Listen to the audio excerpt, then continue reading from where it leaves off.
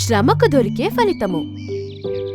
రిమ్జిమ్ పక్షి బాతుతో పాటు ఆడుకుంటూ ఉంది. అప్పుడు బాతు తనని వెక్కరించడం మొదలుపెట్టింది.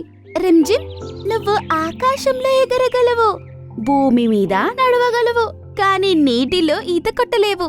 ఎందుకు కాదు, నేనేమైనా చేయగలుగుతా.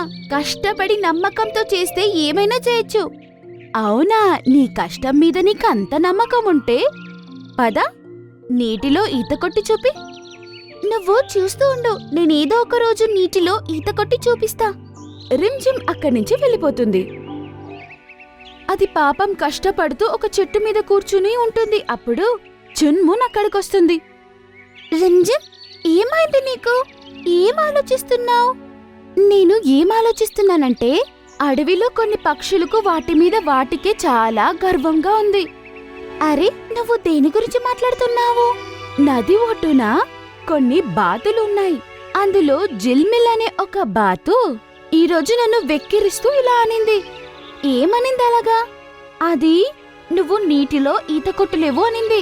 నేనేం చెప్పానంటే, కష్టపడి ట్రై చేస్తే ఏదైనా సాధించొచ్చు. నేను ఒక్కరోజు కాకపోతే ఇంకో రోజు నేను ఈత కొట్టి చూపిస్తా అన్నా. కానీ తను అలా ఎందుకనింది? ఎందుకంటే మనం ఎగరగలము, భూమి మీద నడవగలము అంతే, కానీ నీటిలో ఈత కొట్టలేం కదా. కానీ నువ్వలా చెప్పావంటే ఖచ్చితంగా నువ్వు అది సాధించాలి. లేదంటే మమ్మల్ని చాలా చులకనగా చూస్తారు. కానీ దానికి మనం ఏం చెయ్యాలి?